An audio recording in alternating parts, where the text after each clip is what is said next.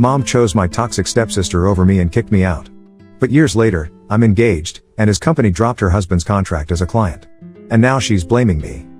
I, 26F, have been engaged to my fiancé, who we'll call Jeff, 26M, for about 2 months. I met him through a dating app 4 years ago and we have been inseparable since then. Jeff and I are soulmates. He is the only person in my life who has never let me down. I haven't had an easy life. My parents got divorced when I was 2 years old. My dad walked out on us, and he never looked back.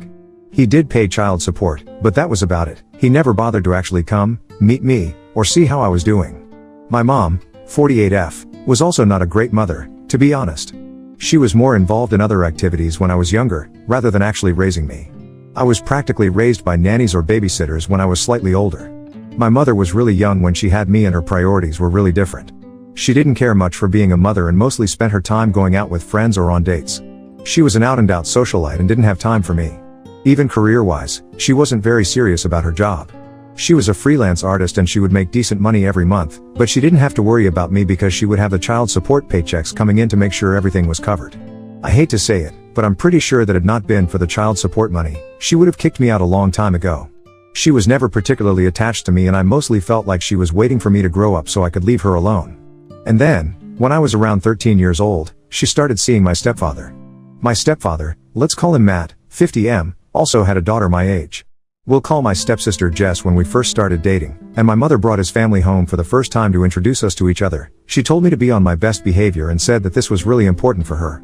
Now, she had brought home my boyfriend thousands of times before that, but she had never cared about the way I behaved.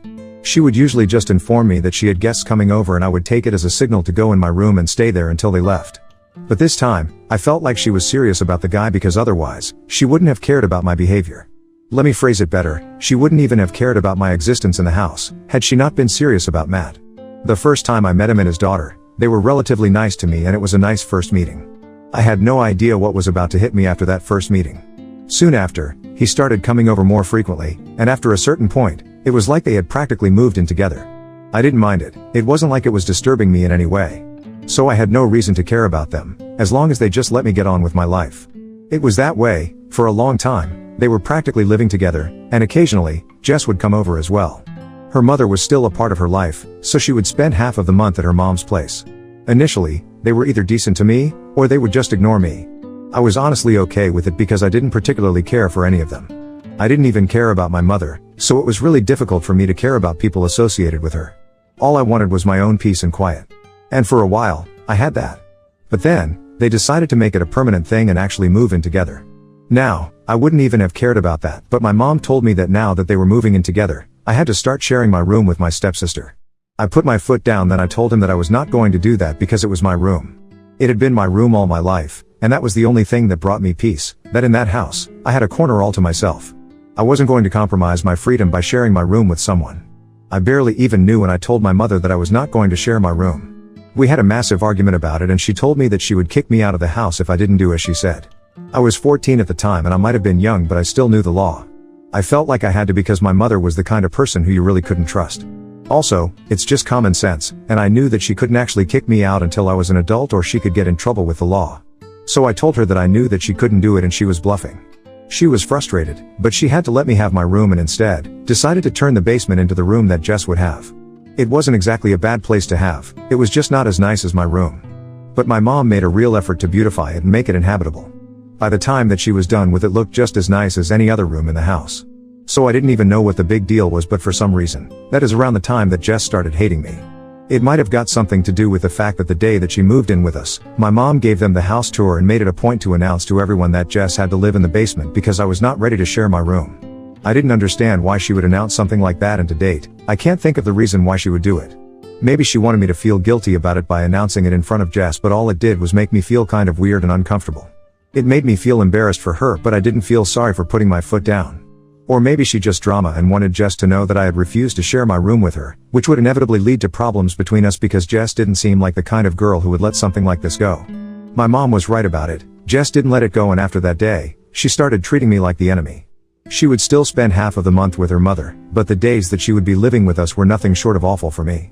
She was a menace to society and she really had it in for me. She would be mean to me constantly and make horrible remarks about me right to my face. Just to give you guys an idea of the kind of things that she would tell me, she once said that the reason my dad had left my mother was probably because of me. And then she laughed about it like it was hilarious. She would make digs at my appearance since I was slightly chubby at the time. She would also make fun of me, for no reason at school. Jess had a whole clique of mean girls at school, and she would never pass up on an opportunity to bully me with her cronies. Earlier, she and her friends would usually just ignore me, and I preferred that. She and I were never friends, but that was far better than being her enemy. The saddest part was that I hadn't even done anything to her, she was just offended that I didn't want to share my room with her.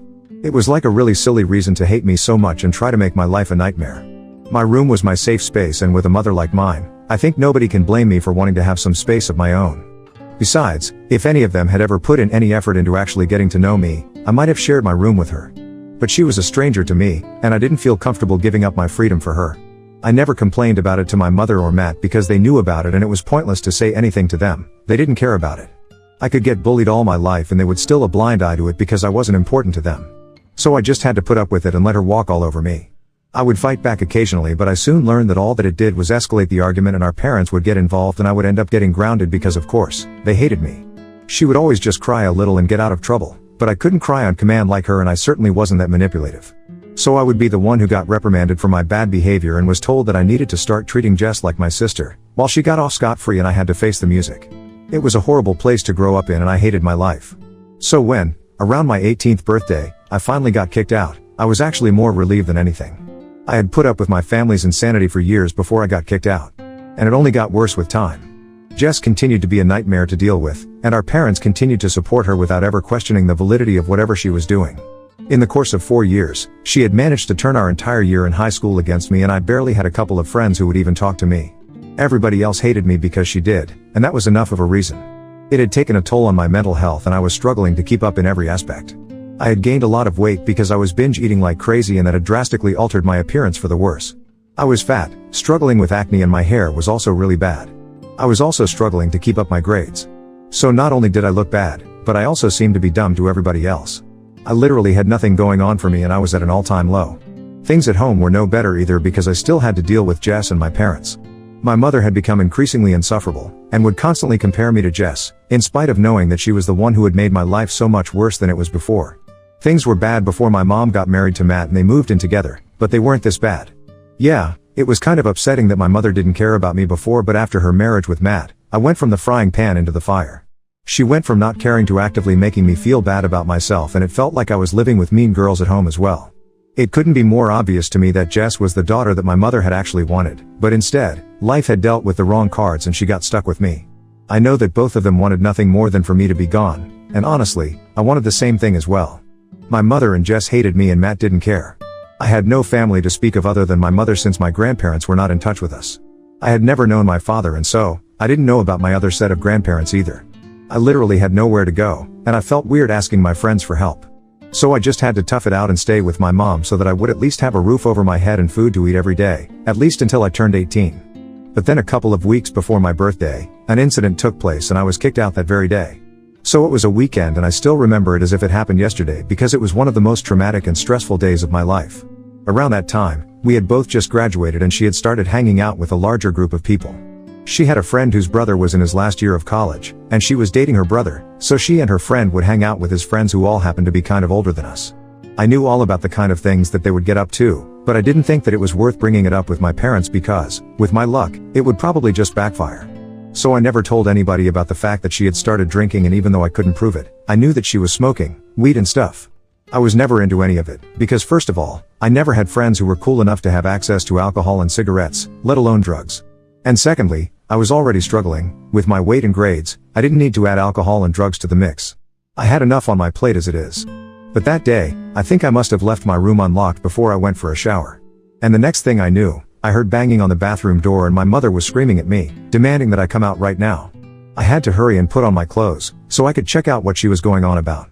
When I came out of the shower, my mother, Matt, and Jess were waiting in my room, and all of them had really serious looks on their faces. My mother brought out a bunch of empty beer bottles from under my bed, and even more incriminating than that, there was a huge plastic baggie containing I don't even know how many grams of weed in it. Now, I knew that it didn't belong to me, and so did Jess, but my parents didn't know that. I guess, somehow, she had planted it in my room when I was not there and then told my mom about it. And they started freaking out at me and screaming at me about what a horrible person I was. She didn't just scream about me about the alcohol and the drugs but also started going off on me about how I was a total disappointment to them. She complained about me eating all the food. She said that I was a waste, she was sure that I was not even going to become anything worthy in the future, and that I would just continue to live with them and waste their money. I tried to tell her, several times, that none of it belonged to me, and that I didn't even know how it ended up in my room, but she didn't buy it. She lost her Jess when I tried to suggest that maybe Jess had placed it in my room to get me in trouble. She started screaming at me about how I was always jealous of her and I would never be as good as her at anything, which is why I was trying to shift the blame. I was crying like crazy by that point, but even then, she didn't seem to care and continued to yell at me. After some time, she stopped screaming at me and said that I had to go. I didn't know what she was talking about and I asked her where I was going to go. So she told me that she didn't care when I went, but she just wanted me out of the house because she was done dealing with me. When I said that I wasn't going to go anywhere, she told me that she would call the cops on me, and since I was almost 18 anyway, they were going to take the drug charges very seriously. She told me that she didn't want an addict living with her and using all her money and resources, and that I had to look out for myself now because she was done playing happy family with someone who didn't even deserve it. I kept begging her not to kick me out because even though I wanted to leave, I knew that I had nowhere to go, and I didn't have enough money of my own. But my mother simply didn't care, and she told me that if I didn't clear out within that day, then she really would call the police and she herself would report me to them. I was stunned that she was capable of being so heartless, and even more so, that neither Matt nor Jess had any complaints about this. They were literally just going about that day as if nothing was going on. After a considerable amount of crying and begging, I actually started packing my things, because between getting arrested for possessing drugs and living on the streets, I would gladly take the latter. I was done packing by the evening, and when I left the house, nobody said goodbye to me, and I never turned around either. I went to the park and sat on the bench there for a couple of hours, but then started getting really cold, so I decided to head over to a friend's place to spend the night there, hoping that they would allow me. I went to my best friend's place, Amy, and asked her if I could stay with her for a couple of days. She already knew how my parents were and I didn't have to explain much to her. I told her the events of that day and she was scandalized. She told me that her parents could help me if I would just let them. I had always told her never to tell anybody about the way my parents treated me, including her parents, because I didn't even know if people would believe me, and I guess I felt weird sharing these personal details of my life with others. But that day, she forced me to tell everything to her parents, and they were just as horrified as Amy had been. They got on a call with my mother and tried to speak to her, but it didn't help at all and she was quite rude to them. So they realized that talking to her wouldn't make the situation any better. And then they did something that I don't think I can ever thank them enough for. They told me that I could live with them for as long as I had to and that they would support me. They were rich enough, so money was not a problem. And Amy loved me, so she was ready to share a room with me. I spent the next couple of years living with them, attending community college because that's the only place I got accepted due to my bad grades. I started working and saving money to find a place of my own, but Amy's parents made sure that I never felt the pressure to move out of their house and made me as comfortable as they could. And then, about 3 years ago, I had finally saved enough to move out. I was proud of myself, and at the same time, I was really grateful to Amy and her parents. I really couldn't have done it without them. Even on the day that I moved out, they were the ones who helped me settle into my new place and told me that I was welcome back anytime I wanted to visit them or even live with them. That was the turning point of my life. I had lost a lot of weight by then and my health was much better. I felt better and I looked at it as well. I was also earning enough to support myself, and I had spent enough time working hard on myself, so I decided to start dating as well because I wanted to get married eventually and I had to start looking. I met a couple of guys before Jeff, but it always fizzled out before it could really get somewhere. And after I met Jeff, I finally understood why. It was because Jeff and I were meant to be together, and all the other guys that I met before him were just meant to be fun, but nothing more than that. When I started dating, I didn't know that he was rich and was the heir to his dad's company. I just really liked him because he was funny and cute, and he seemed to really like me too. After dating for a couple of months, he told me about his family, and I realized that they owned a chain of restaurants that he was going to inherit in a couple of years after his father retired. Now, a lot of people might think that knowing how rich he was might have changed things for me and stuff like that, but honestly, I just still saw him as the same person that I had known before. That knowledge didn't change anything for me, and I loved him just as much as I had before. We moved in together after about a year of dating, and he had introduced me to his family a couple of months before that.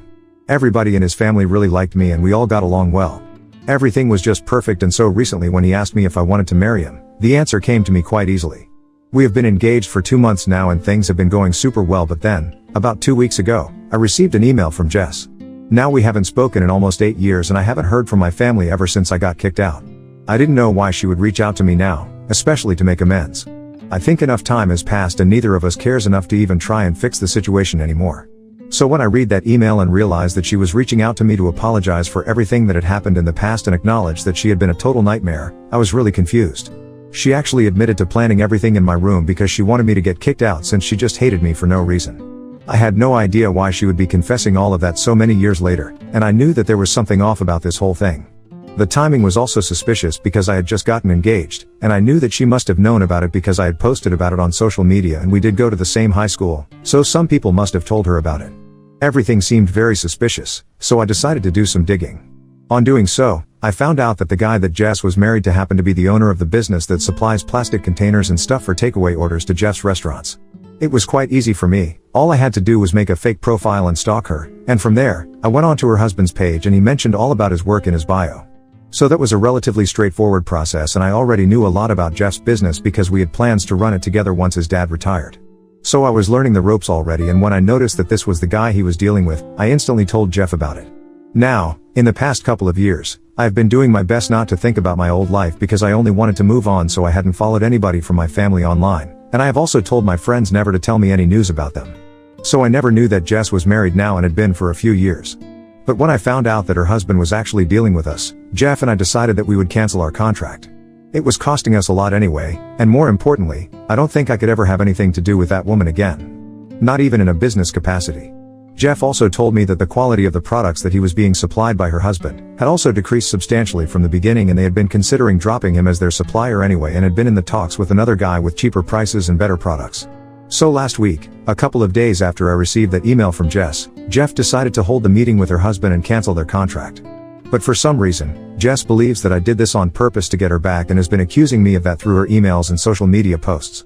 We haven't been in touch for almost a decade, but she still thinks that I'm holding a grudge against her, which I might be, but that's not the real reason that her husband lost our contract. She made a post a couple of days ago and said that a lot of clients had been dropping them anyway, and this was the last straw, but she claims that I only did it out of spite, and apparently this was highly unprofessional of us.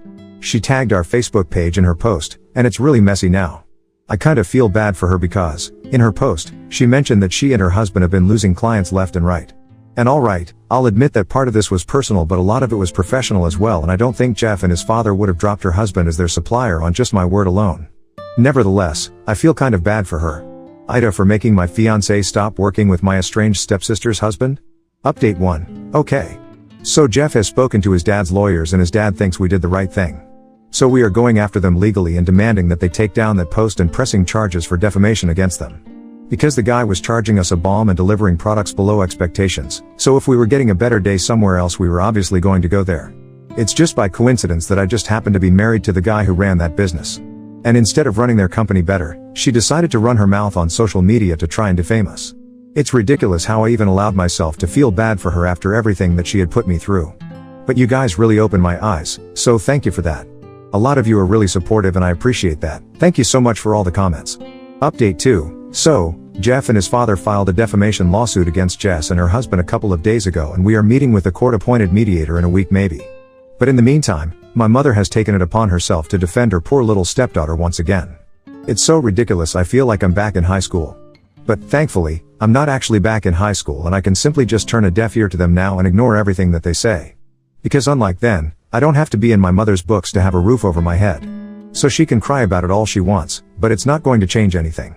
She has been trying to get to me for the last few days, ever since Jess was served, but I have just blocked her and moved on with my life. I don't need that sort of negativity around me.